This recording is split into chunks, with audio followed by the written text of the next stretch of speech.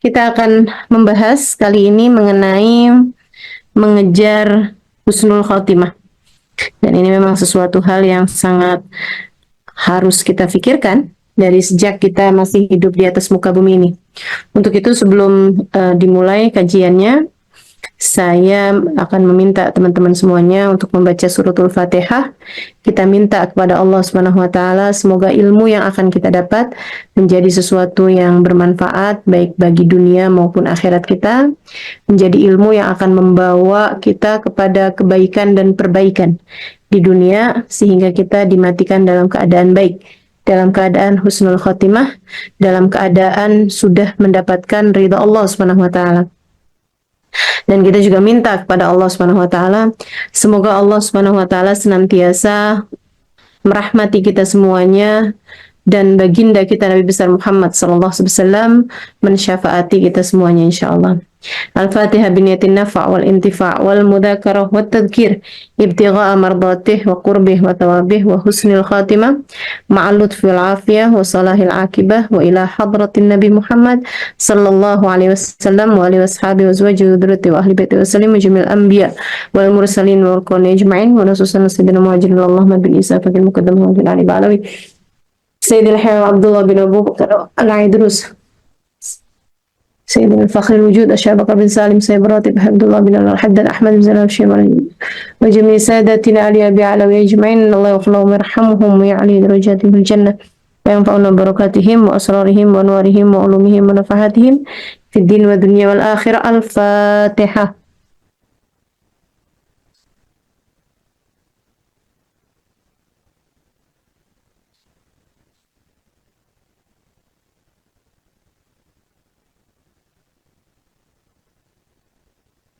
Bismillahirrahmanirrahim. Alhamdulillahirabbil bihi nasta'in ala umurid dunya waddin. Wassalatu wassalam ala asyrafil anbiya wal mursalin sayyidina wa maulana Muhammadin wa ala alihi wa sahbihi ajma'in. Subhanaka la ilma lana illa ma 'allamtana innaka antal alimul hakim. Rabbi shrah li sadri wa yassir li amri wahlul 'uqdatan min lisani yafqahu qawli. Amma ba'du.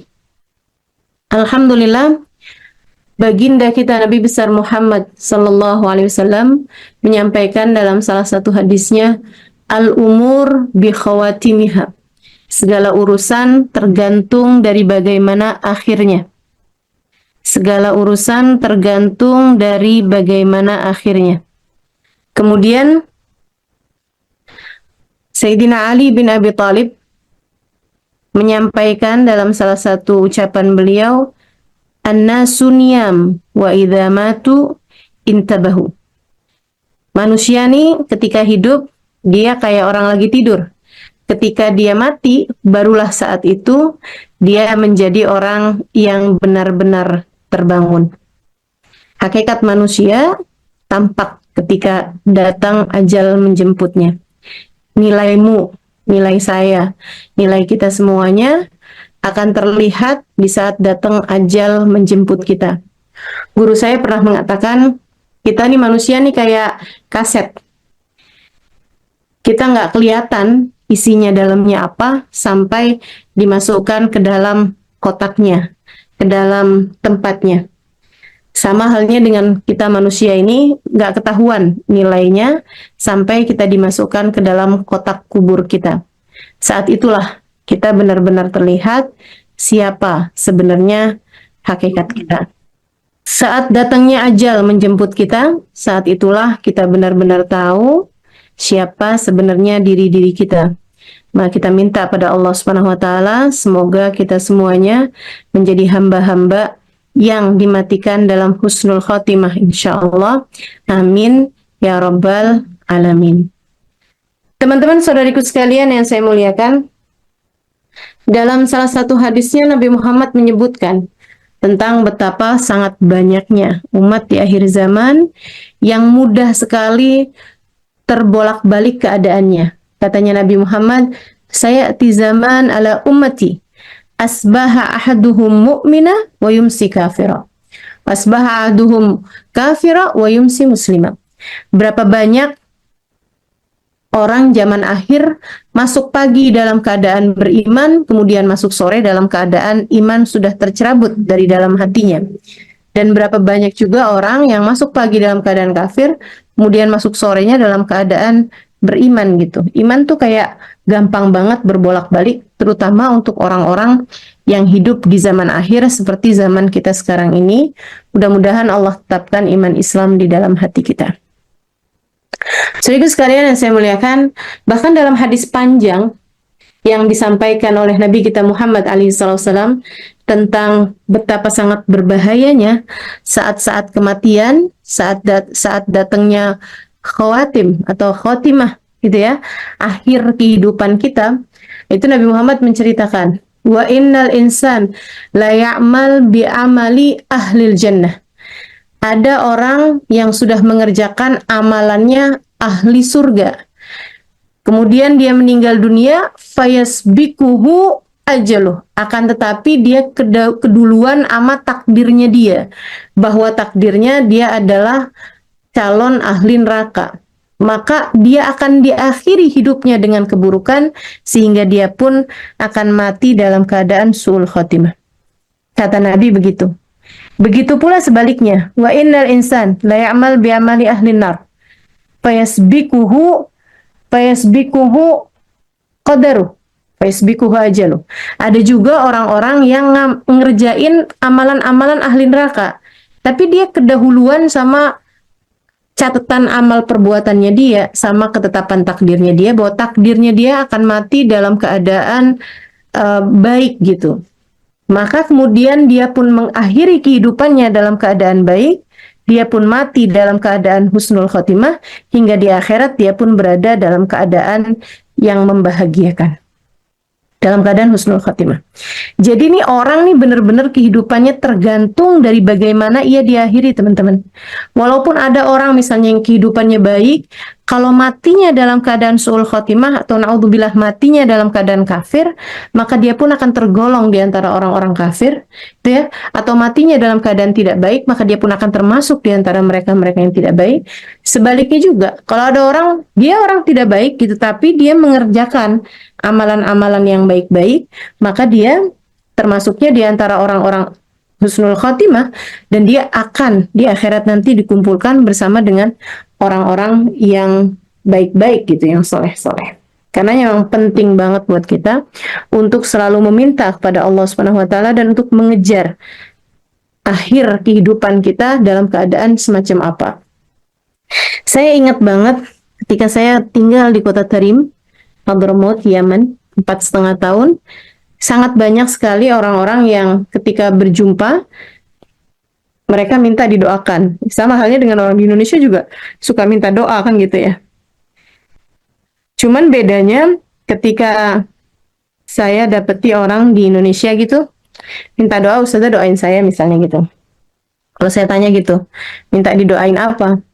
Doain biar sehat. Atau doain biar cepat dapat jodoh. Atau doain biar utang kebayar gitu. Jadi seringkali doa-doa yang diminta sama teman-teman kita itu, orang-orang kita, itu adalah urusan-urusan dunia gitu. Sementara ketika saya tinggal di kota Tarim, ada banyak sekali orang-orang yang sebenarnya adalah orang-orang yang solehah tentu saja. Ketika minta didoakan, saya tanya, minta didoakan apa gitu? Mereka berkata, saya minta didoakan biar husnul khotimah.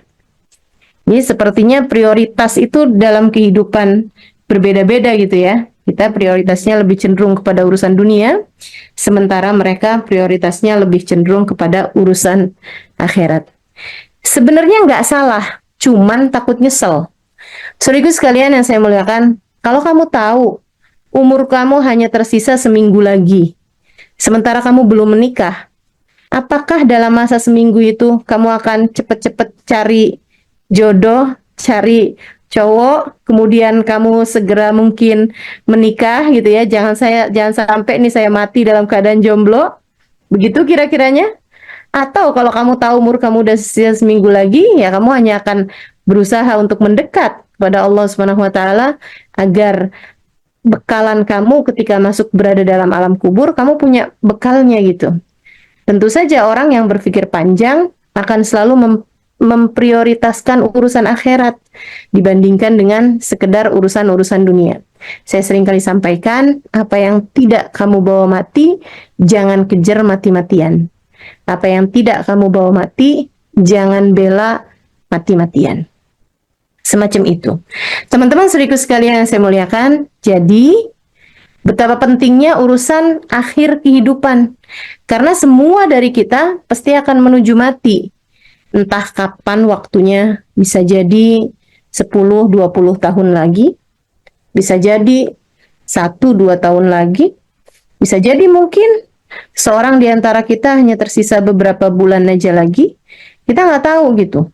Akan tetapi kapanpun waktunya, bahkan dimanapun tempatnya, itu tidak terlalu penting dibandingkan dengan dalam keadaan semacam apa kamu meninggal dunia. Dalam keadaan seperti apa kamu meninggal dunia. Sebab ia terbagi menjadi 2 keadaan. Ada yang husnul khotimah, kematian dalam keadaan yang baik. Ada juga na'udzubillah min dzalik, su'ul khotimah, kematian dalam keadaan yang buruk. Para ulama mendefinisikan su'ul khotimah dengan kematian dalam keadaan iman telah tercabut dari dalam hatimu dan posisi atau profesi atau status sebagai umat Nabi Muhammad SAW sudah tidak lagi kamu miliki. Artinya hati kamu sudah diangkat oleh Allah Subhanahu wa taala keimanannya, baik itu keimanan kepada Allah ataupun keimanan kepada baginda Nabi besar Muhammad sallallahu alaihi wasallam. Sebaliknya, kematian dalam husnul khatimah adalah kematian dengan membawa keimanan, kematian dengan membawa status sebagai umat baginda Nabi besar Muhammad sallallahu alaihi wasallam. Teman-teman saudaraku sekalian yang saya muliakan, karena sangat pentingnya akhir urusan ini ya, tentang kematian ini, orang kalau udah dimatikannya dalam keadaan su'ul khotimah, artinya nggak bawa iman, matinya nggak bawa iman, maka dia sudah bukan lagi jadi hambanya Allah gitu. Ya gimana mau dapat rahmatnya Allah yang dia juga nggak jadi hambanya Allah? Gimana dapat syafaat Nabi Muhammad jika bahkan saat kematiannya ia sudah bukan lagi umatnya Nabi besar Muhammad sallallahu alaihi wasallam. Dan kamu jangan ngerasa misalnya gitu kan, saya hidup sebagai hamba Allah, saya hidup sebagai umat Nabi Muhammad, nggak mungkin dong iman saya tercerabut dari dalam hati saya sholat selama ini, saya puasa selama ini, saya mengerjakan kewajiban-kewajiban saya kepada Allah Subhanahu wa taala selama ini, bagaimana mungkin saya mati dalam keadaan tidak membawa iman?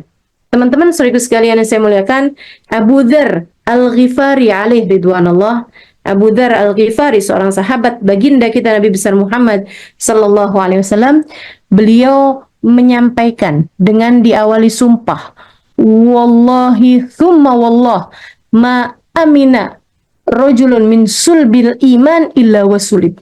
Wallahi thumma wallah ma amina rajulun min sulbil iman illa wasulib. Sungguh demi Allah kata beliau, tidaklah seseorang merasa aman dari tercabutnya iman kecuali dia akan tercabut imannya.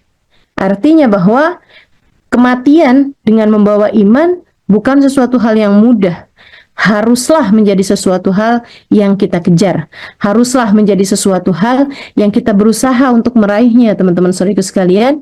Jangan sampai kita tidak mendapatkan kematian dalam keadaan husnul khotimah.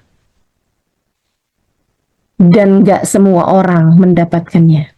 Tidak semua orang mendapatkannya. Ada banyak sekali orang-orang.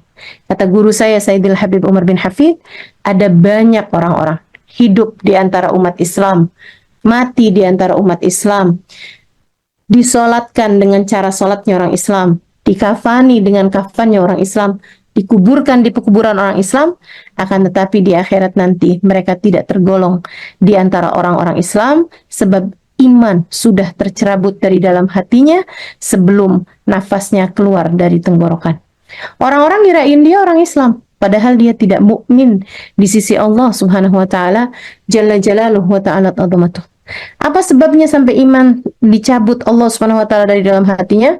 Ada banyak. Bisa jadi karena dosa-dosa yang telah dia lakukan, bisa jadi karena di hatinya terdapat kebencian terhadap orang-orang yang tercinta di sisi Allah, atau misalnya bisa jadi karena sebab kedurhakaan, bisa jadi juga karena dia meremehkan salah satu syariat Islam, bisa jadi juga karena dia tidak menghargai ajaran-ajaran Islam, dan seterusnya dan seterusnya. Namun yang utamanya adalah siapa yang Allah Subhanahu wa taala tidak menginginkannya sebagai hambanya, Allah akan mencabut iman dari dalam hamba tersebut. Iman ini adalah sebuah amanat, teman-teman. Iman ini adalah sebuah titipan dari Allah Subhanahu wa taala. Ketika Allah lihat kamu tidak bisa menjaga amanat tersebut, dengan mudah Allah Subhanahu wa taala dapat mencabutnya kembali darimu.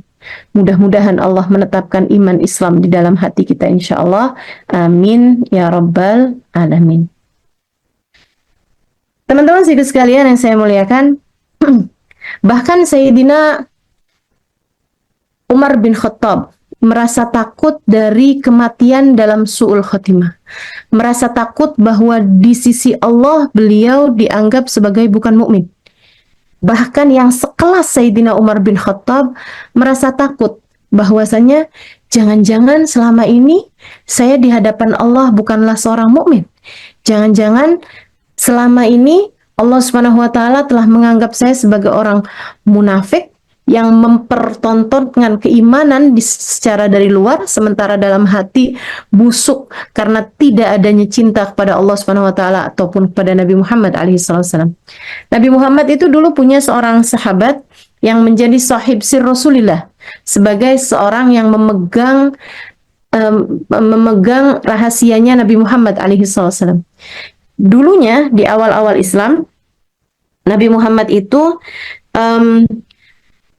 Nabi Muhammad Sallallahu Alaihi Wasallam itu ngasih tahu gitu, kalau ada orang mukmin atau ada orang dulunya di awal-awal Islam itu kita boleh untuk mensolati orang munafik, gitu ya. Kalau yang awal dia kelihatannya itu Islam, walaupun aslinya munafik tuh boleh disolatin kalau dia meninggal dunia.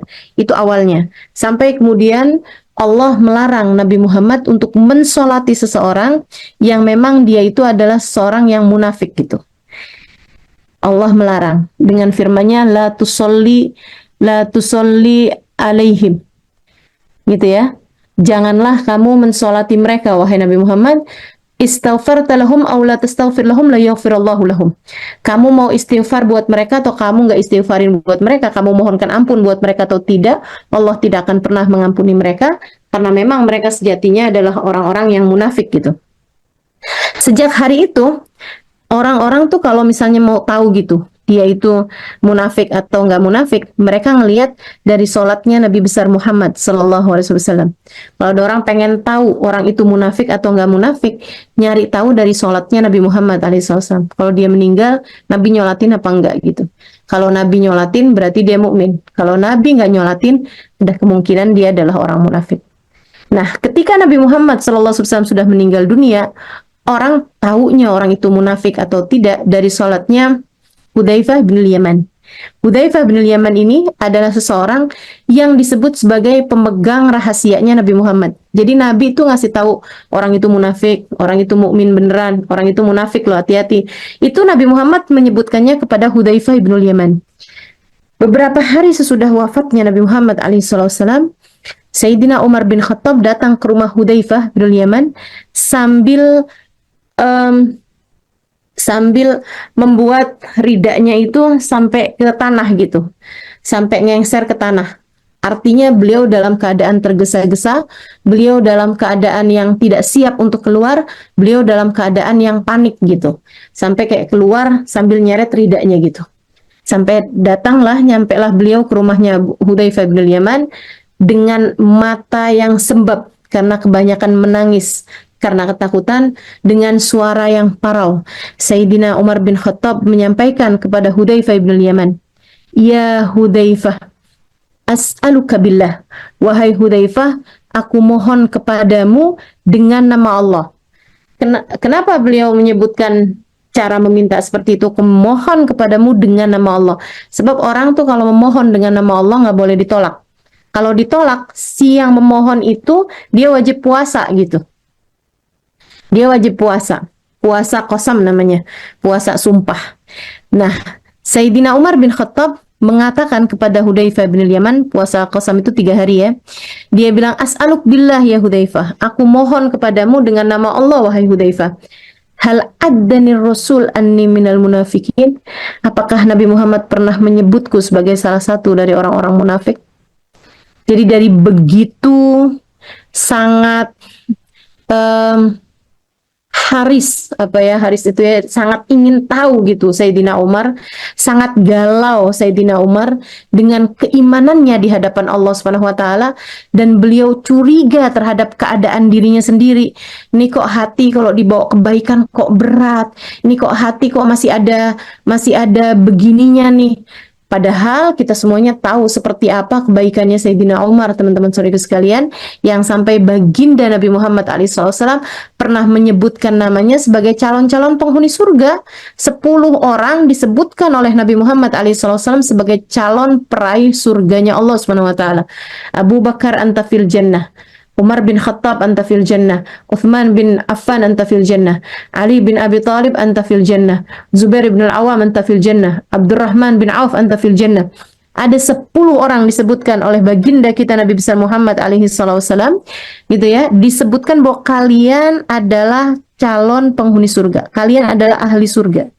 Segitunya Sayyidina Umar, bahkan Nabi Muhammad pernah mengatakan tentang Sayyidina Umar, laukana nabiyan ba'di lakana Umar.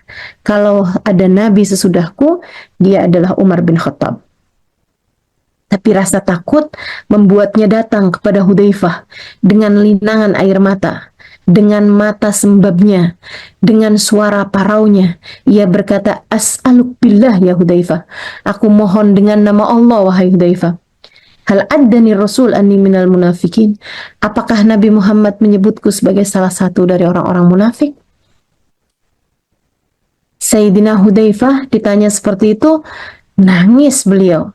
Kemudian beliau mengatakan, ya Umar, la ufsisir Rasulillah. Wahai Umar, saya tak akan pernah membongkar, menyatakan tentang rahasianya Nabi Muhammad. Saya nggak mau nih, kalau habisnya ini nanti orang berdatangan bertanya kepadaku hal yang sama. Kalau saya menjawab pertanyaanmu, wahai Umar. Walakin, idza anta munafik, famanil muslim idan. Wahai Umar, kalau kamu orang munafik, yang Islam siapa? Kalau kamu aja munafik nih, yang Islam siapa gitu? Kayak Sayyidina Hudzaifah bin Yaman menyampaikan, ya saya nggak mau buka rahasianya Nabi Muhammad, tapi ya kalau kamunya munafik, yang Islam siapa lagi yang tersisa gitu? Kayak nggak ada lagi sisanya orang Islam. Teman-teman saudaraku sekalian, dari sini kita tahu betapa sangat takutnya, khawatirnya para sahabat dengan masalah tentang su'ul khotimah ya, kematian dalam su'ul khotimah, yang menunjukkan bahwa orang tersebut dianggap tidak mukmin di hadapan Allah Subhanahu wa taala. Makanya salah satu hal yang kita harus terus minta kepada Allah, harus terus kita jaga dan harus kita kejar dalam sisa kehidupan kita di dunia ini adalah kita mengejar kematian dalam husnul khotimah. Minta ditetapkan iman Islam di dalam hati kita. Salah satu doa yang harus terus-terusan kita sebut, Rabbana la tuzigh qulubana ba'da idh hadaitana wa hab lana min ladunka rahmatan innaka antal wahhab. Wahai Allah, Engkaulah zat, Rabbana la tuzigh qulubana, jangan pernah Engkau cabut hidayah iman yang telah Engkau berikan dalam hati kami. Rabbana Rabbana la tuzigh qulubana ba'da idh hadaitana. Jangan pernah Kau cabut keimanan yang telah Engkau hadiahkan ke dalam hati kami. Karuniakanlah kepada kami rahmat-Mu, sungguhnya Engkau adalah Zat yang Maha Pemberi. Atau doa yang sering dibaca oleh baginda kita Nabi besar Muhammad, ya muqallibal qulub, tsabbit qulubana ala dini. Wahai Zat yang membolak-balikan hati, tetapkan hati kami selalu berada dalam keimanan kepadamu. Teman-teman saudaraku sekalian, kematian pasti akan datang kepadamu. kamu satu hari nanti pasti bakalan mati. Apakah dalam keadaan matimu itu Allah membukakan pintu rahmatnya kepadamu? Apakah saat kamu mati itu Allah telah menerimamu sebagai hambanya? Ataukah kamu terusir dari pintu rahmatnya? Ataukah Allah telah murka kepadamu sehingga kamu tidak dianggapnya sebagai salah satu hamba-hambanya? Saudariku sekalian yang saya muliakan, kalau sampai Allah tutupkan pintu rahmatnya darimu, kemana kiranya kamu akan berlari? Kemana kiranya kamu akan pergi? Sementara kamu, saya, kita semuanya hanyalah inna lillahi wa inna ilaihi raji'un. Semua milik Allah, dan yang milik Allah hanya akan kembali kepada Allah Subhanahu wa ta'ala. Semua dari kita milik Allah, dan yang milik Allah hanya akan kembali kepada Allah Subhanahu wa ta'ala. Maka pikirkanlah selagi masih ada waktu. Pikirkanlah bagaimana caranya agar kita dapat meraih husnul khotimah. Teman-teman saudaraku sekalian, saya ada tuliskan atau sudah saya simpulkan ada sekurangnya 4 hal yang dapat kamu lakukan agar mudah-mudahan Allah Subhanahu wa ta'ala menjadikan akhir kehidupanmu, akhir kehidupan saya, akhir kehidupan kita semuanya semoga meraih husnul khotimah insyaallah. Mudah-mudahan semuanya dimatikan dalam keadaan yang baik, ditetapkan iman Islam di dalam hati kita sampai Allah Subhanahu wa ta'ala menerima kita dengan penuh keridhaannya. Yang pertama, kama ta'ish tamut. Pepatah Arab menyampaikan, hiduplah kamu dengan cara kamu ingin dimatikan. Hiduplah kamu dengan cara kamu ingin dimatikan. Kalau kamu ingin meninggal dunia dalam keadaan taat kepada Allah, maka hiduplah dalam keadaan taat.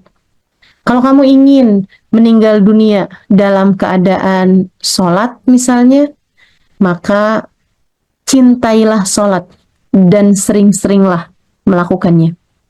Kalau kamu ingin dimatikan dalam keadaan hatimu penuh cinta kepada Sayyidina Muhammad sallallahu alaihi wasallam sebagai manusia paling terkasih di sisi Allah Subhanahu wa taala, maka berusahalah agar hidupmu punya cinta yang besar kepada baginda Nabi besar Muhammad sallallahu alaihi wasallam, sebab seperti mana yang tadi telah saya sampaikan, sebagaimana kamu hidup seperti itu pula lah kamu akan mati. Kalau kamu ingin meninggal dunia dalam keadaan yang baik, maka tetapilah kebaikan-kebaikan. Kamu ingin meninggal dunia dalam keadaan menuntut ilmu, maka jangan tinggalkan menuntut ilmu. Dan seterusnya. Saudaraku sekalian yang saya muliakan, ini penting karena memang kematian itu akan datang dengan cara yang biasanya seseorang menjalani kehidupan. Bukan hanya secara zahir, akan tetapi lebih kepada secara batin. Hatimu ada di mana, maka akan seperti itulah keadaanmu di saat mati nanti. Kalau hatimu selama ini hanya mengejar dunia terus-terusan, otakmu kalau dibuka isinya hanya angka-angka, isinya hanya berapa saldo yang kamu punya dalam rekeningmu, isinya hanya nambah uang berapa, berkurang uang berapa, isinya hanya kamu kepengen punya ini, kamu kepengen punya itu, isinya hanya sekedar angka-angka yang terus-terusan di dalam pikiranmu itu. Bahkan ketika kamu sholat, urusannya adalah biar rezeki saya lancar. Ketika kamu baca Quran, urusannya adalah biar saya cepat dapat uang misalnya gitu. Ketika kamu mengerjakan sholat duha misalnya, pengen biar cepat dapat mobil misalnya, cepat pengen punya rumah sendiri misalnya, hanya berisi harta dunia, hati kamu hanya berisi harta dunia, maka jangan salahkan siapa-siapa. Di saat kamu meninggal dunia, hatimu masih belum selesai dari dunia dan hanya terisi dengan urusan-urusan dunia. tidak ada rahmat Allah Subhanahu wa Ta'ala menantimu pada saat itu. Dan dunia yang kamu perjuangkan sampai sedemikian rupa, tak ada sedikit pun yang kamu bawa. Teman-teman saudariku sekalian yang saya muliakan, pastikan bahwa di saat kamu meninggal dunia, hatimu punya cinta kepada Allah, hatimu punya cinta kepada Rasulullah Muhammad sallallahu alaihi wasallam. Hatimu punya cinta kepada orang-orang yang kamu berharap dapat berkumpul dengan mereka di hari akhirat nanti, karena kamu tahu mereka adalah orang-orang yang saleh, karena kamu tahu mereka adalah para ulama-ulama Allah Subhanahu wa taala, karena kamu tahu mereka adalah para kekasih-kekasih Allah Subhanahu wa taala. Pastikan hati kamu memiliki rasa yang seperti itu di saat kamu meninggal dunia. Dan untuk itu, di sisa hidup yang entah tersisa berapa ini, mari kejar rasa itu, teman-teman. Tanyakan dalam hatimu, adakah ia sudah mencintai Nabi Muhammad? Karena sering saya sampaikan kepada teman-teman dimanapun dalam kajian-kajian, jangan berani mati tanpa bawa cinta kepada Nabi. Masalahnya berat, masalahnya susah. Siapa yang akan memberimu syafaat di sana? Kalau sewaktu di dunia kamu berpulang menghadap Allah tanpa memiliki cinta kepada orang-orang yang kiranya dapat membantumu di akhirat nanti. Jadi yang pertama yang harus kamu lakukan untuk meraih dan mengejar husnul khotimah adalah hiduplah dengan cara kamu ingin dimatikan.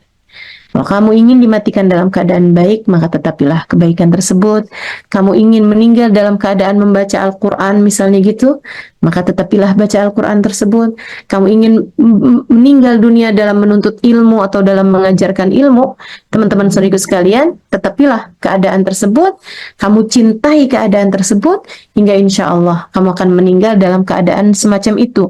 Dan orang yang meninggal dunia dalam keadaan menuntut ilmu, itu nilainya sangat besar sekali. Kata Nabi kita Muhammad alaihissalam, man mata wa huwa fi talabil ilm laisa baini wa bainahu illa darajatun nubuwah. Siapa yang meninggal dunia sedangkan dia masih dalam proses menuntut ilmu, sedangkan dia sedang dalam keadaan menuntut ilmu, maka dia denganku hanya terpaut kenabian. Artinya dia akan berkumpul dengan Nabi Muhammad sallallahu alaihi wasallam. Hanya saja perbedaannya adalah Nabi adalah seorang Nabi sementara dia bukan, gitu. Subhanallah, teman-teman. Itu sebabnya banyak sekali di antara para ulama yang ketika mereka tahu mereka sedang berada dalam keadaan naza, sedang berada dalam sakaratul maut, mereka minta dibacakan kitab. Atau mereka akan membaca kitab. Atau mereka akan minta seseorang untuk membacakan kitab sehingga beliau meninggal dunia dalam keadaan sedang menuntut ilmu. Karena berharap hadis yang telah saya sampaikan itu tadi. Ada banyak orang-orang yang meninggal dunia dalam keadaan yang sangat-sangat baik. Dan beberapa di antaranya saya menemuinya. Saya berjumpa dengannya.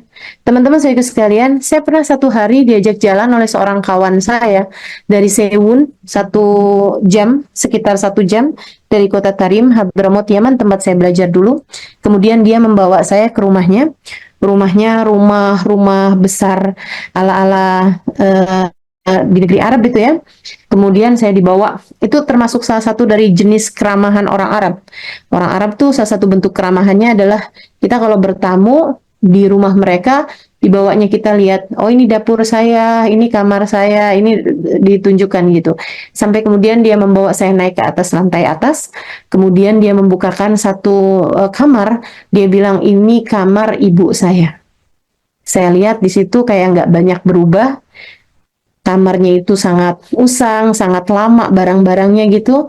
Terus dia bilang, ini kamar, terutama yang tempat sholat itu, saya nggak akan pernah rubah. Sebab saya mendapati ibu saya sedang sujud di sana ketika beliau meninggal dunia. Saya tanya, apa yang sering didoakan ibumu sebelumnya sampai dimatikan dalam keadaan meninggal dunia, dalam keadaan sedang sujud seperti itu? Dia bilang, ibu saya sangat cinta sholat. Ibu saya sangat senang sholat. Kayak menurut beliau tuh kehidupannya yang paling nikmat adalah saat beliau sholat gitu. Dan selalu saja minta untuk Allah SWT mematikannya dalam keadaan sholat. Dan subhanallah, dia bilang, saya mendapati ibu saya meninggal dunia dalam keadaan sedang sujud di tempat sholat tersebut. Karenanya saya tidak pernah ubah-ubah posisi sejadahnya yang ada di situ, nggak pernah diubah-ubah untuk mengingatkan dirinya tentang kamu mau kematian yang seperti apa yang kamu inginkan. Dalam buku Bidadari Bumi yang pertama, saya ada menceritakan tentang pesta agung, ya, tentang seseorang yang meninggal dunia dalam keadaan yang sangat-sangat indah, teman-teman saudaraku sekalian. Bahkan dia menyebutkannya sebagai acara kondangan, dia bilang acara pesta gitu. Jadi mendatangi Allah itu seperti dia mendatangi pestanya.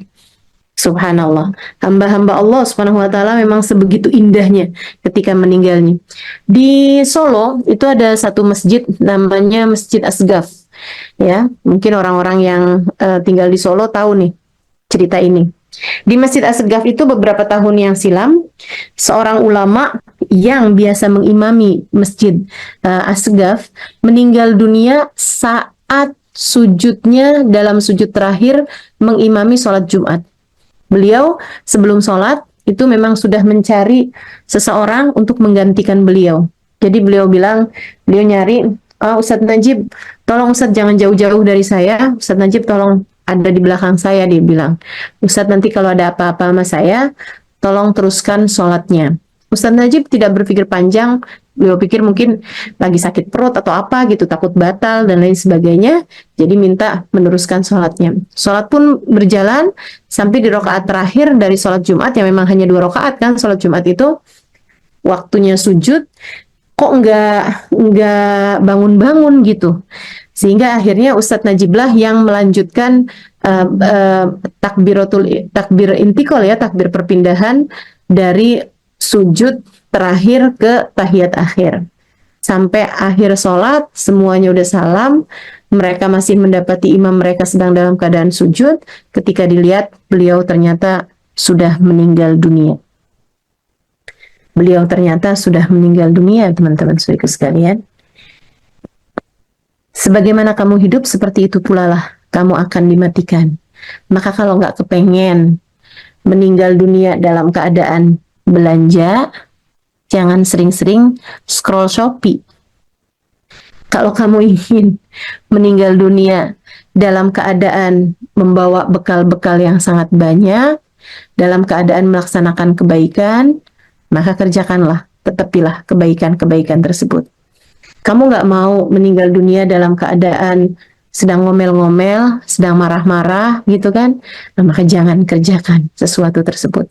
Pokoknya keadaan semacam apapun yang kamu sedang kerjakan, pikirkanlah, maukah kamu meninggal dalam keadaan semacam itu? Jika kamu nggak mau kamu meninggal dalam keadaan seperti itu, jangan sering-sering mengerjakannya, teman-teman, tinggalkanlah.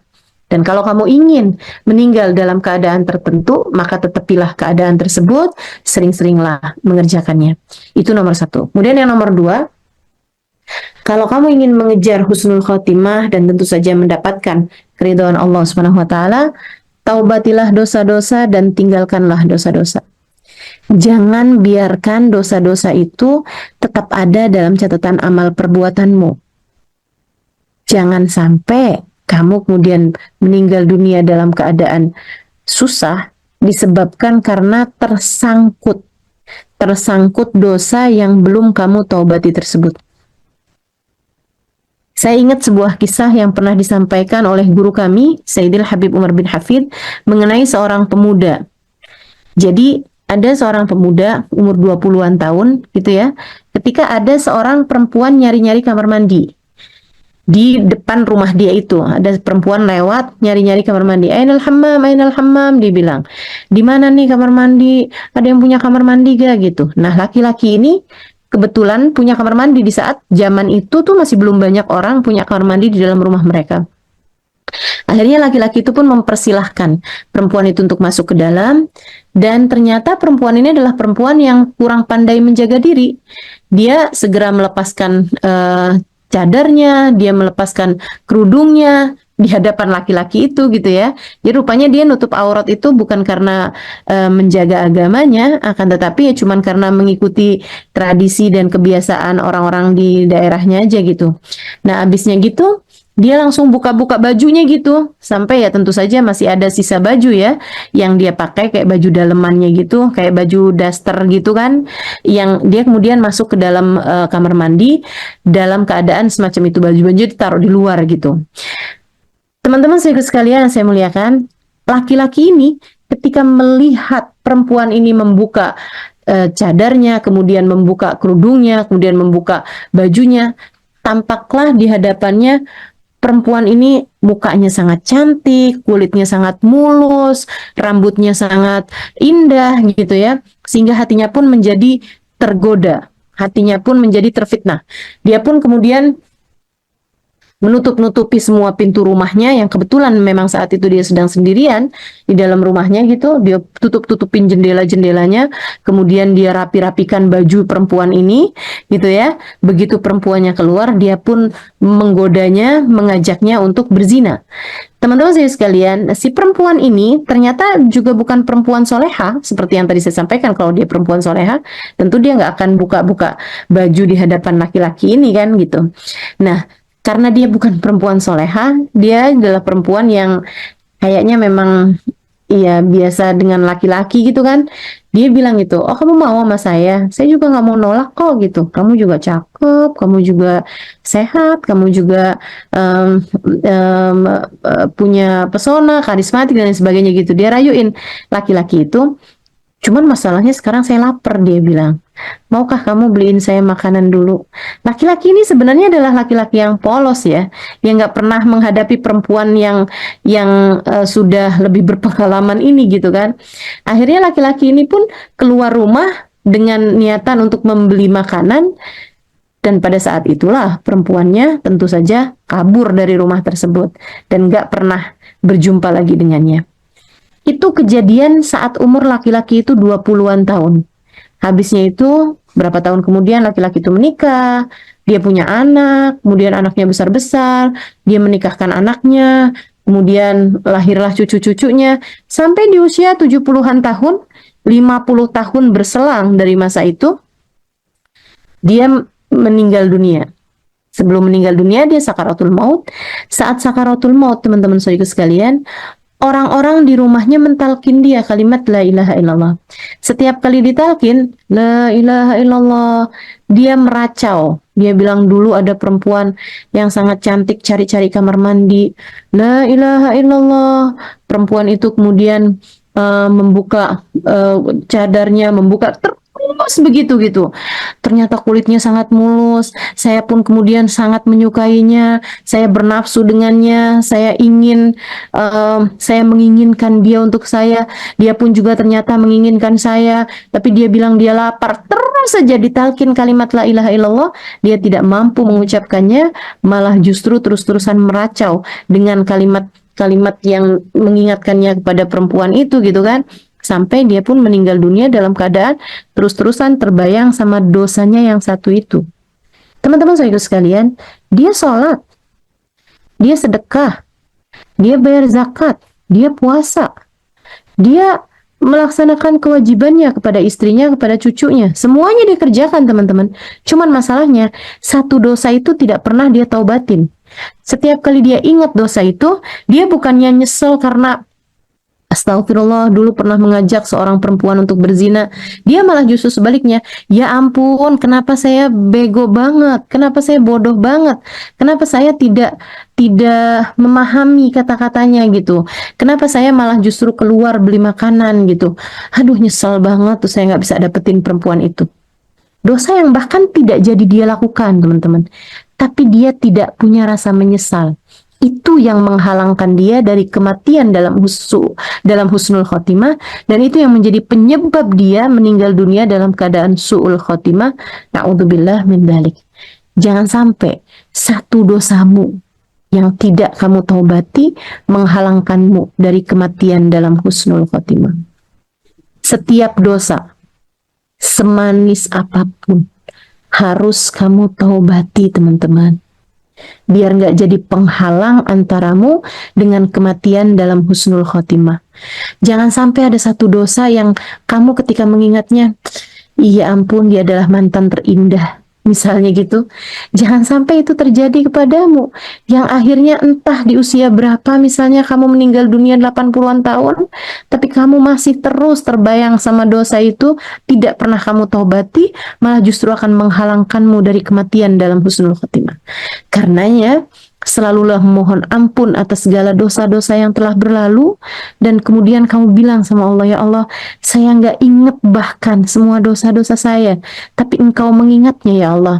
Ya Allah, jangan pernah biarkan satu dosa pun kecuali Engkau ampuni ya Allah. Semua dosa-dosa saya, yang saya tahu, yang saya nggak tahu, yang saya ngerti, yang saya nggak ngerti, yang saya tahu bahwa itu adalah dosa ataupun yang saya tidak memahami bahwa itu adalah dosa.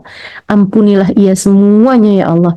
Jangan pernah sisakan satu dosa pun hingga saya dapat menghadapmu dalam keadaan Engkau meridhoiku. Begitu teman-teman saya sekalian, itu yang kedua. Kalau kamu mau meninggal dunia dalam keadaan husnul khotimah, dalam keadaan yang baik, maka tetapilah keadaan tersebut. Yang pertama, hiduplah dengan cara kamu ingin dimatikan. Kemudian yang kedua, taubati dan tinggalkanlah dosa-dosa. Semanis apapun dosa itu. Saya nggak akan bilang sepahit apapun dosa ya, karena memang hampir rata-rata kebanyakan dosa itu memang pahit gitu kan. Tapi kadang-kadang itu ada orang-orang yang mengingat dosa dalam keadaan kayak manis banget gitu. Apalagi zaman-zaman sekarang. Kayak mantan terindah gitu kan. Dengan bangga dia cerita, dulu mama pernah tuh cerita sama anaknya. Atau kadang bahkan sama cucunya. Ih dulu nak, tempat ini nih sebelum jadi supermarket nih, dia bioskop nih nak. Mama pernah pacaran dulu di tempat ini.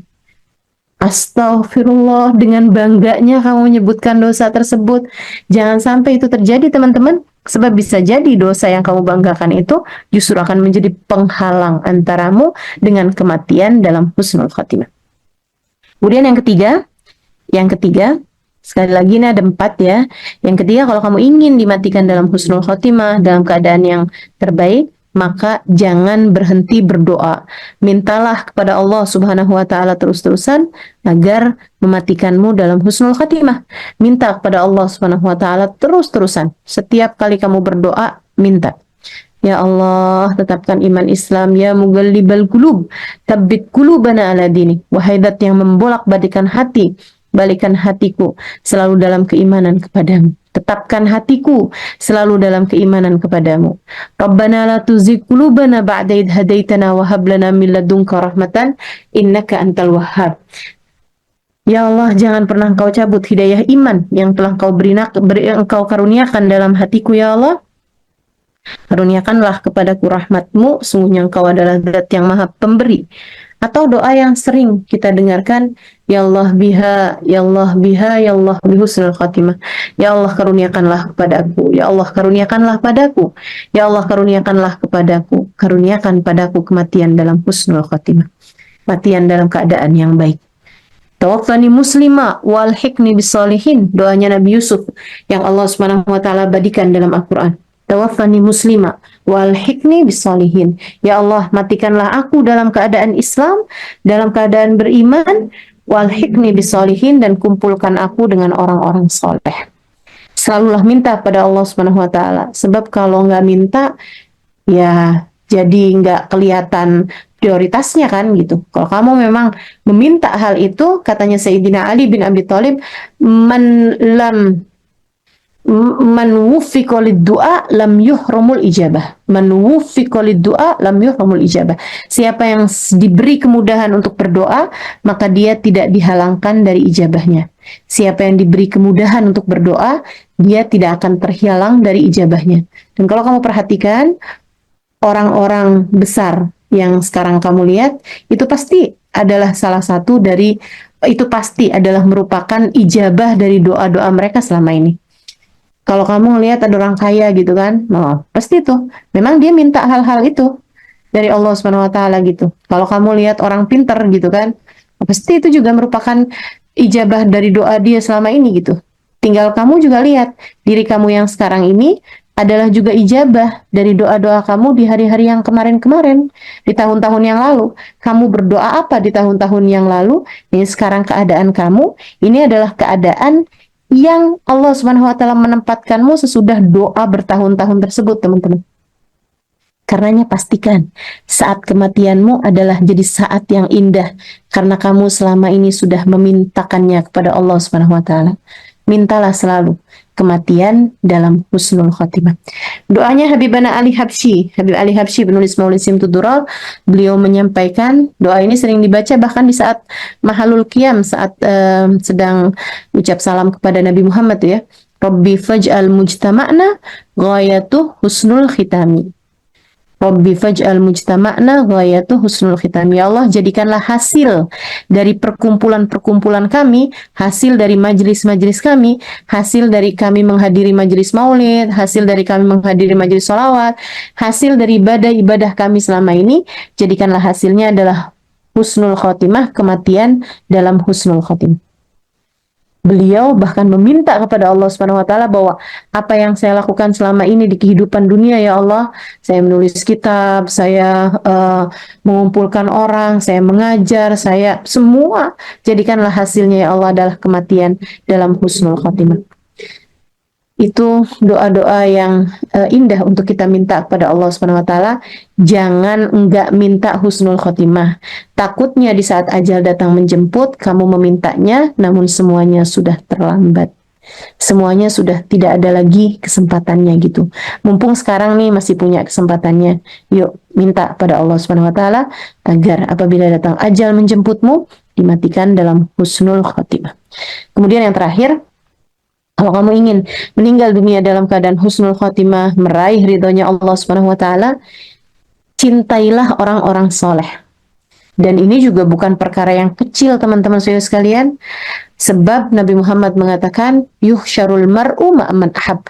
Seorang hanya akan dikumpulkan dengan orang-orang yang dia kagumi, yang dia cintai, yang dia idolakan sewaktu hidupnya di dunia. Jangan sampai kamu mengidolakan orang-orang yang bahkan tidak Allah izinkan untuk sujud kepada Allah barang 2 rakaat sekalipun. Jangan sampai dalam hati kamu mencintai orang-orang yang bahkan karena tidak punya nilai di sisi Allah, Allah tidak mengizinkan mereka untuk menyebut nama Allah Subhanahu wa taala sekalipun dalam seumur hidupnya. Tahukah kamu ketika seseorang mengingat Allah, menyebut nama Allah, bukan hanya karena dia ingin mengingat Allah atau menyebut Allah, akan tetapi karena ia mulia di sisi Allah, sehingga Allah mengizinkannya untuk terus-terusan menyebut namanya. Sementara teman-teman saudaraku sekalian, ketika ada seseorang yang tidak mengingat Allah, tidak pernah menyebut nama Allah, bukan hanya karena dia tidak mau menyebut nama Allah Subhanahu wa taala, akan tetapi karena dia tidak punya nilai di sisi Allah Subhanahu wa taala, sehingga Allah tidak menginginkannya untuk dia menyebut namanya. Pastikan kamu mencintai orang-orang soleh yang kalau kamu bayangin di akhirat saya kumpul sama dia, saya mau gitu. Pastikan kamu mencintai para ulama, ahli ibadah. Pastikan kamu mencintai orang-orang soleh, orang-orang yang sabar, ahli syukur, ahli sholat, ahli Quran. Pastikan kamu mencintai orang-orang yang seperti itu. Para kekasih-kasihnya Allah, para ulama-ulamanya Allah Subhanahu wa taala sepanjang zaman. Pastikan kamu mencintai para sahabat Nabi Muhammad sallallahu alaihi wasallam. Pastikan kamu mencintai keluarga Nabi Muhammad, Sayyidah Fatimah, Sayyidah Khadijah, Sayyidah Aisyah, putri-putri Nabi kita Muhammad alaihi salam, istri-istri baginda kita Nabi besar Muhammad sallallahu alaihi wasallam, cucu-cucu baginda kita Nabi Muhammad. Pastikan kita mencintai mereka agar kita dikumpulkan bersama dengan mereka, teman-teman. Dan yang utamanya, pastikan dalam hatimu ada cinta kepada Nabi besar Muhammad SAW, sebab cinta itulah yang membuatmu kelak layak berkumpul bersama dengan bagindamu Nabi besar Muhammad SAW, pemilik syafaatul udma, pemilik kemuliaan yang paling agung, pemilik syafaat yang terbesar, pemilik pertolongan yang paling besar. Allah Subhanahu wa taala akan memberikan kemampuan untuk memberikan syafaat, untuk memberikan pertolongan kepada para nabi-nabinya Allah Subhanahu wa taala, dan yang terbesarnya syafaat tersebut akan Allah berikan kepada baginda kita Nabi besar Muhammad alaihi wasallam yang telah mengatakan, ana sahibus syafaatil udma, sayalah pemilik syafaat yang terbesar. Sebelum datang ajal menjemputmu, pastikan langkah kakimu mengarah kepada mencintai Nabi besar Muhammad sallallahu alaihi wasallam. Pastikan kakimu menuju kepada mencintai Nabi besar Muhammad sallallahu alaihi wasallam. Jangan mati, jangan berani mati kecuali sesudah kamu membawa cinta kepada Nabi Muhammad alaihi wasallam. Jika kamu merasa, saya kok nggak cinta ya sama Nabi, saya biasa-biasa aja ya sama Nabi, cepetan kejar, cepetan cari, cepetan deketin, cepetan kenalan, cepetan berusaha untuk cari tahu tentang siapa Nabi Muhammad, pelajari sejarahnya. Apalagi sekarang gadget di tangan kita, gampang banget buat kita akses. Cari tahu tentang siapa Nabi Muhammad, cari tahu tentang sejarahnya, cari tahu tentang sifat-sifatnya. Dengarkan kajian dari orang-orang yang telah memiliki cinta kepada Nabi Muhammad, sehingga mudah-mudahan mereka dapat mengalirkan rasa tersebut di dalam hatimu. Anta ma'aman ahbabta, karena kata Nabi Muhammad, kamu hanya akan dikumpulkan dengan orang yang kamu cintai. Guru saya Sayyidil Habib Umar bin Hafid mengatakan, andai seseorang tawaf di Ka'bah, kemudian dia mati di Ka'bah, dia tidak akan dikumpulkan kecuali dengan orang yang dia cintai. Kalau hatinya cintanya kepada orang Yahudi misalnya, kalau hatinya cintanya kepada orang-orang yang tidak sujud kepada Allah, bukan orang-orang yang baik-baik misalnya, maka dia hanya akan dikumpulkan dengan mereka itu. Mudah-mudahan Allah Subhanahu wa taala selalu menjaga kita sehingga kita selalu berada dalam jalannya, dan kita semuanya dikaruniai keempat hal ini sehingga tidak meninggal kita kecuali dalam husnul khotimah, yaitu kita hidup dalam keadaan baik, kita meninggalkan dan mentaubati dosa-dosa kita, meninggalkan hal-hal yang dilarang Allah Subhanahu wa taala, kemudian kita selalu berdoa meminta kematian dalam husnul khotimah, dan kita mencintai orang-orang soleh sehingga di akhirat nanti kita mudah-mudahan mendapatkan syafaat mereka selain daripada mendapatkan rahmat Allah Subhanahu wa taala dan mendapatkan keridhaan Allah Subhanahu wa taala. Ala hadhihi niyyah wa bi kulli niyatin salihah jami'ah syamilah ila hadratin Nabi Muhammad sallallahu alaihi wa alihi wasallam. Al-Fatihah. Bismillah. Ar-Rahmanir-Rahim. Siratal ladzina an'amta 'alaihim ghairil maghdubi 'alaihim waladdallin. Amin. Allahumma bihaqqil Fatihah, bihurmatil Fatihah, barakatil Fatihah. تفتح لنا أبواب الخير، تعاملنا معاملة أهل الخير، تكفينا من جميع الفتن والمهن بؤس وضير، إنك ولي كل خير متفضل بكل خير برحمتك يا أرحم الراحمين. اللهم إنا نسألك زيادة في الدين، بركة في الأمور، وصحة في الجسد، وسعة في الرزق، وتوبة قبل الموت، وشهادة عند الموت، ومغفرة بعد الموت، وعفوا عند الحساب، وأمانا من العذاب، ونصيبا من الجنة، ورزقنا النظر إلى وجهك الكريم.